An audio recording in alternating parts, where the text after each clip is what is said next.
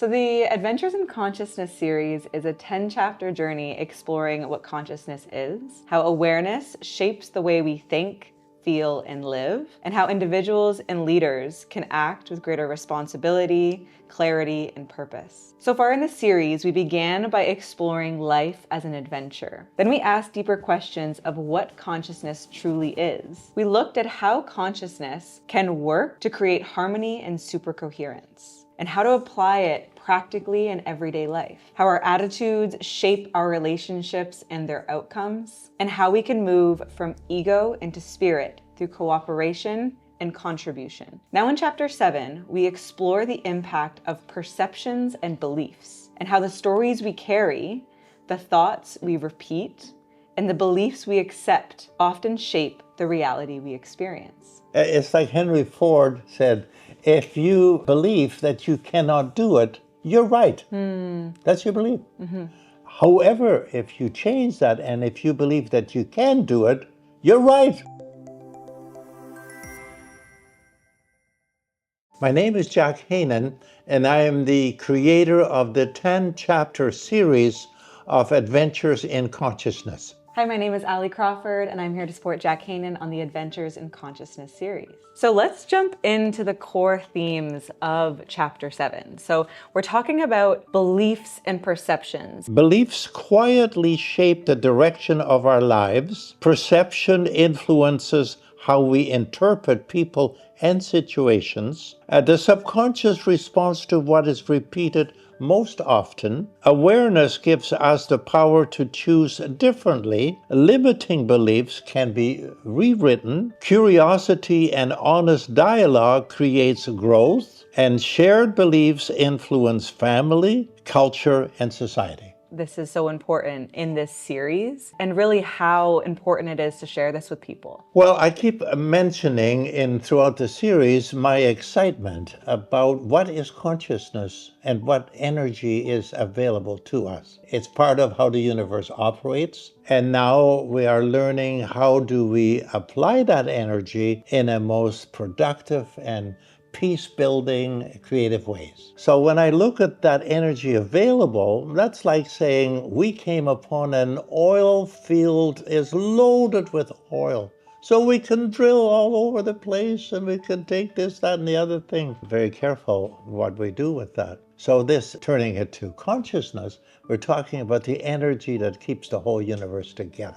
Supercoherence. Right. Now the question is, okay, so how does that filter through what we might call my perceptions, how I see the world, and what I believe about the world and myself and each other? How would you define a belief? I would say that belief is an incredibly important part of our life experience. If I believe that I can swim, I'm not going to drown. And I have personal experience to show that. If I believe that I'm a worthwhile human being, and so is everybody else, it's going to determine how I interact with people. If I believe that there is no God, no creator, and I can live with that, that could be very helpful. So when you pass away, you don't worry about anything. Life is enough. However, if I believe that there is a creator, and we are being supported, and the whole universe is, that changes my behavior towards that perception of my belief. We talked about beliefs being able to be rewritten. So what does that mean to you? Where have you experienced rewriting beliefs in your own life? Well, I think, we all look at ourselves, and I look at myself to say, I decided early in life that I should go to university with my very good friend,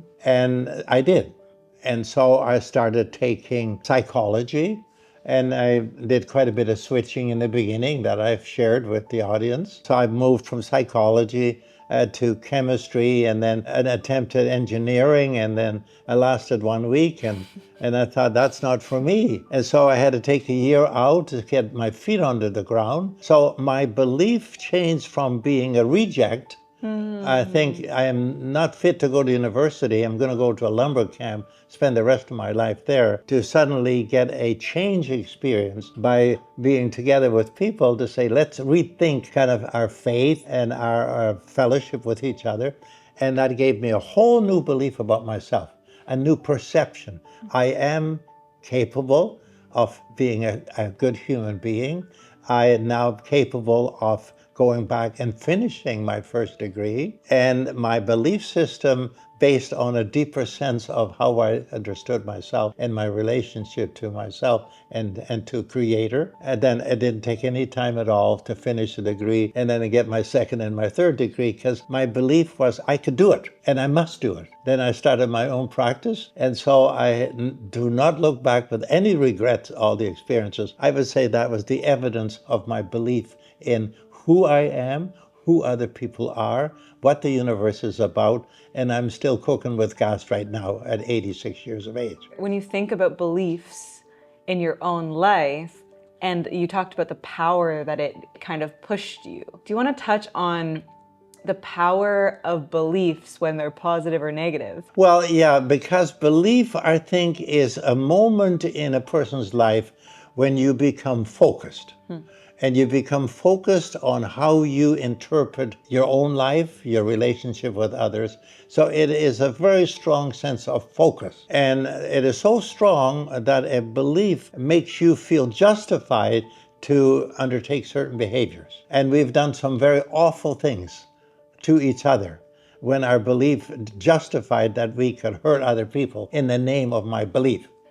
And why do you believe beliefs to be so important? Well, I think belief is a tremendously important coming together, a consolidation in my relationship to me and to others, to the planet, and to my future. It's like Henry Ford said, if you believe that you cannot do it, you're right.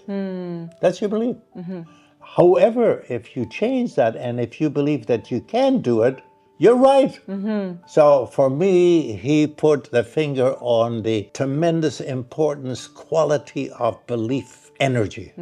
And I believe that when people grow up in a family and they are fortunate to live with a father and mother that says, we love you, we believe in you, we will support you, that person is, together with others, is going to shine. But turn it the other way, saying, I don't believe that you are worthy, and figure that one out, do you think that's going to affect your contribution to the world? You bet it will. You know, we just came off of chapter 6 where we talked about moving ego into spirit, which is individual into collective. And when we think about the collective, really, we're talking about the same thing here, of the power of having belief in one another or belief in a bigger thing. It's quite powerful, isn't it? Absolutely. And the thing I would say is that that's why it's at this point in the series. We're first thinking of a psychological phenomenon we call ego or spirit. Right. These are different energies. So if we're looking at energy, then we need to say, well, how does that formulate itself into a belief? Churchill said when Hitler wanted to advance and take over England, he finally said, we will fight you on the beaches, we will fight you everywhere, we will never surrender. That's a belief system. And he's credited for that tremendous strength of leadership. He believed in his people, and it brought Roosevelt and everybody in the world together to say, we will join you because what is there, that's evil. So that's a different belief system. And that's what ended the Second World War. So belief about yourself, belief about others, belief in your religion, in your culture is the driver that gets you to operate in the quality of that consciousness that you're using. Now, you can call it Holy Spirit, you can call it the Spirit of wisdom, whatever. It is what has kept the universe together all this time, and it'll continue. And I want to be on board with that kind of belief. And where do you think beliefs come from? Well, I think for me and you and many others, I presume it starts really in your family. And because that is the culture that will help formulate. I am basically a slate that my parents and my school teachers and my rabbis are going to write on. But I am empty in that slate. And now whatever other people are doing to be parents and guides and teachers, I'm going to write on my slate. They like me. I'm important to them. You know what? Life is good. So I'm now beginning to formulate my beliefs about myself and about other people. Look back at my life. I've always had many friends in my life. And because of the many friends, I think it's formulate that people like me, I like them, and God loves me, and all of that. So that's a belief. So beliefs is a very important constellation of internally what I see about myself, others, the world, and my perception of the sacred. Having recently turned 86, where do your beliefs come from now? I would say that I am extremely grateful for the family that I grew up with, for my parents. And so that's the beginning source. I'm thankful for that. So then when I think very grateful to the church that we attended and the faith in Almighty God. A very, very important formulation. Then school. I think I was not the sharpest knife in the box, but I always looked at my report cards and I had 8s and 9s, and I was never scolded for, oh, you should pick up. No, you're pretty smart. So I was reinforced, right? I became very involved in sports. I was the captain of the soccer team in elementary school. So they saw some leadership qualities within me. And so sports was tremendously important. I felt I developed a good sense of self out of elementary. Then we immigrated to Canada. So I had to learn, do I belong to a new country? Yes, I can. I can learn a language. I can do this, do that. I met a lot of people in my beginning classes from different countries. So I kept up that sense of appreciation. All of these formulate beliefs in my perception of who I am and do I belong and what is the bigger picture. I think that's beliefs. And when we think about beliefs or perceptions being rewritten, because we might come from a powerful perception or belief system in those families or in those school systems or within a country, within a religion, within all these places, they can hold their own beliefs. Have you had a time in your life where you realized that you needed to rewrite a belief that you had? I would say that my university education was a tremendous opportunity to reflect on all the beliefs I've had to that point. For example, when I was at the age of 40, after 9 years of agency experience as a marriage counselor and group facilitator, I was asked to do certain contract work while I'm still an employee of an agency, and they allowed that to happen. And suddenly I get calls, would you be able to do a small contract to teach parenting courses? So others threw a ball to me. We believe that you could teach, that you could handle a contract. And at the age of 40, I had to really decide, do I go up the agency line, become a supervisor, or do I start my own practice? So that was a belief. And my advisor said, take about 3 months and decide. So at midnight, February the 28th, 1980, I made up my mind. And that was a belief that I wanted to do that. I can do that. And my daughter said after 3 years that 60-70% of people don't last in business more than 3 years. Wow. You have maintained it all your life. So it was nice to have that belief from my daughter saying, go for it. You've done well. I would hope that personally and collectively, we would rethink our beliefs with each other. Are we on a planet that requires collective healing? And my business is still, it's healing and peacemaking and togetherness. And that's a belief system. So we have no more time for countries fighting each other, and no more room in my mind for selfish control. We need to change our energy into believing we are a community together. And for me, that's why I teach consciousness, because it is that energy that is doing that in the universe. So let's get with the program on our own planet. Yeah. And so what's the importance of changing our perceptions to be more inclusive and higher value driven? Totally, because I do believe I have to look at my own values. And values are the most dynamic energies, how I conduct my life. And I find that I'm constantly reviewing my own.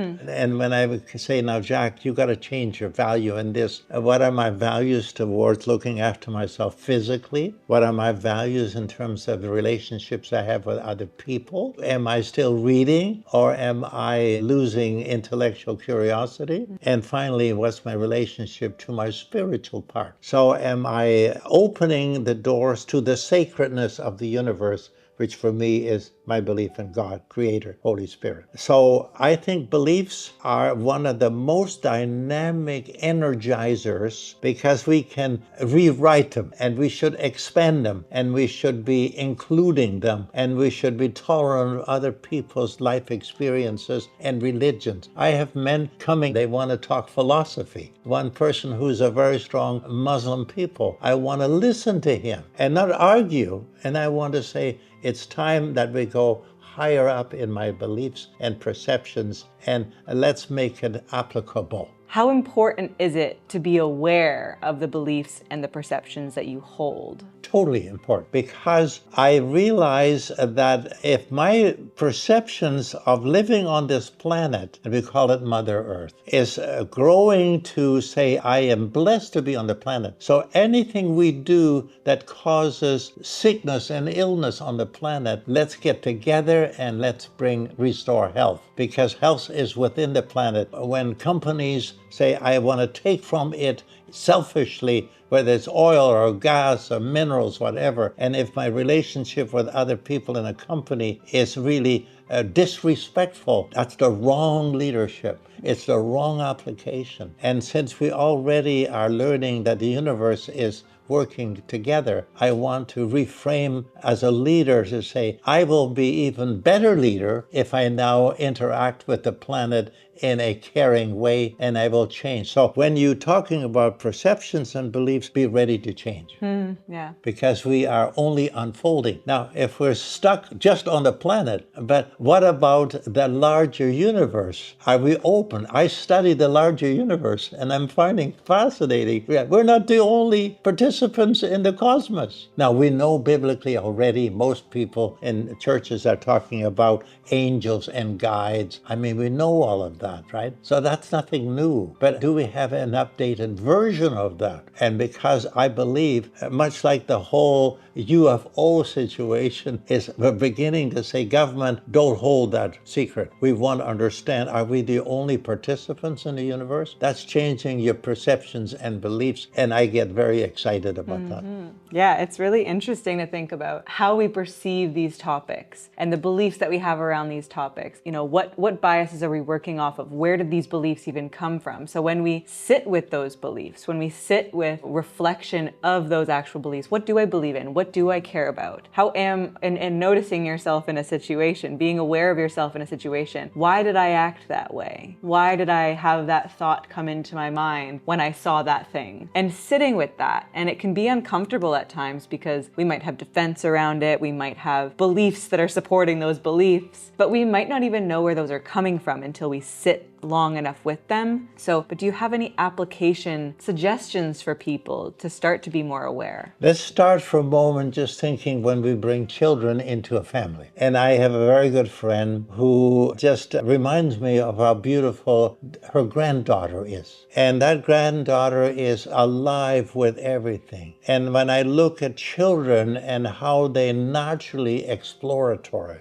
and if they have parents who stimulate that within boundaries, and so if they show a talent, do they support that child with talent? And when that child is inquisitive, comes back from school, are you listening to that child? Right? And these are the relationship builders that says you are loved, you are worthy, and you get along with all your brothers and sisters now. And so they're forever helping. Raising children is tremendously important. And you better have a partner that you share that with, because it's what you bring to the children. I remember reading to my grandchildren certain books, and they would say, Grandpa, read that again. And if I read a page and deliberately made a mistake, they would correct me because they knew every word of that. That's awesome. So the beauty is that we have that role in many levels. My own wife said, don't forget that I picked you as my husband when I saw you already, your ability as a father. It was her beliefs and perceptions of what she envisioned to be a good father. And that's a really beautiful thing. But if you think about somebody maybe who didn't have that experience, so maybe they're an adult now and they can't rewrite the past. They had beliefs that might not be high value or perceptions that might have been hateful or hard. What would you suggest to those people to rewrite those beliefs? I have a wonderful friend in my life who grew up in very poor circumstances. And the person has said, my people that I lived with as a child never asked me, are you happy? They were more concerned about that I was a worker. And that is one of the most wonderful questions that parents say, are you happy? Do you feel that we love you? Do you love yourself? That is the foundation. Make friendships. Make friendships with all kinds of people. People need each other. Right. Get off the bloody phone, right? And sit down and go for coffee and pie. Don't touch the phone because we are addicted to that. Why? It's because we are now being invaded that technology is the super answer for you. No. Be careful you do not let technology dictate or put little things into your body because you'll be a better human being. That is a no-no. Go in relationships, make friends, experience things, have fun, take time for the sacred, and develop. That is the way forward. When you interact with one thing, more of it finds you. So be really aware of what you're interacting with. Same with friendships, same with conversations. So be aware of what you're thinking about, be aware of what you're talking about, be aware of the way that you're treating others. And online, be aware of what you're consuming, be aware of how much you're consuming, and realize that you have free will and you have self-control and that you can change all of those things, which will slowly rewrite your beliefs and your perceptions of every given situation. That's why I appreciate so much that we're doing this together. You're really sharing with me and the audience your perceptions. And that perceptions could possibly be a negative one, because the more that you might say the controlling influence knows exactly what you're looking at, and for advertising purposes, we're going to just fill you so you will buy more of our products, right? Or you will consume more of what you are interested in. Those are present realizations, and for the young people to be aware, and all of us to say, choose carefully. Yeah. So that is, in my sense, perceptions understood, perceptions applied, turned into a different belief system. I'm going through that myself because, we all are reliant on what we see, and I'm beginning to say, I want to be in charge of a higher level of what I call, say, understanding and truthfulness. For me, it's my spiritual relationship with a higher power. For the rest of my life, I want to bring that energy in a more understanding way, as we're doing in this series.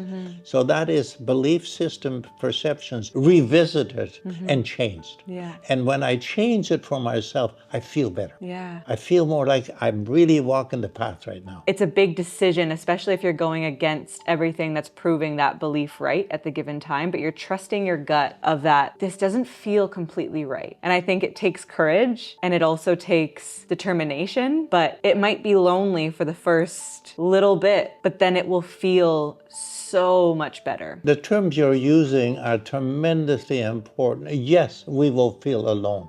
And really, you came into this world, I came into this world alone. We will feel that loneliness is probably one of the greatest challenges in our life. And if I can cope with that, surrounded by a sense of, I will never be alone. My faith in the Creator God says, I am always with you. I even know beforehand. I have quoted to many people who are interested now in my discussion. They say, check Isaiah chapter 65:24. Before you ask, the prophet Isaiah says, I will have answered. Hello, before you ask, before you pray for something, I already know, is what Isaiah says. And I am aware, increasingly trusting in that power. So what a wonderful way to actually say, yes, there is a beginning, there's a midlife, but I know that I'm part of that larger. That's why I think it's very important. I wrote in my journal, does a person have an exit strategy? What is a person's exit strategy? I know for me, it is that I came, I lived, my physical body, and then I will continue on. Now, some people are very comfortable to say, I don't need it. I came, I lived, I died, that's it. And if that works for you, bless you. But if you say, no, I think it's a bigger lifeline, then that's what I want to uphold. And I want to share because it gives people hope. I can teach you all about consciousness, but it also starts with my and your awareness. So that you are a human being aware, tremendously important. Yeah. And because you will be interacting with yourself first. When you make friendship, listen carefully to what other people's experience. And maybe that'll formulate a couple relationship because you're both honoring that area, right? And so awareness into develop a sense of take a checkup from the neck up. Really ask serious questions. And then look for what is available to you. And that comes in many different packages. And then live a life as fully as you can. Ask all the questions you need to ask, but hopefully you'll get, and you use the word trust. And so I feel I'm dealing with a trustful creator. Right. And that makes me calm, but it makes me want to ask even more questions. Right. So I'm forever questioning, but in a trustful manner. Yeah. So thank you for watching Chapter 7 of the Adventures in Consciousness series. Comment any thoughts that came to your mind in this specific chapter. What belief do you think is currently shaping your life? And is that the belief that you want to be shaping your life? Is there a shift that you need to make in that belief? We would love to hear from you. We'd love to hear your thoughts, your reflections, and we'll look forward to interacting with you.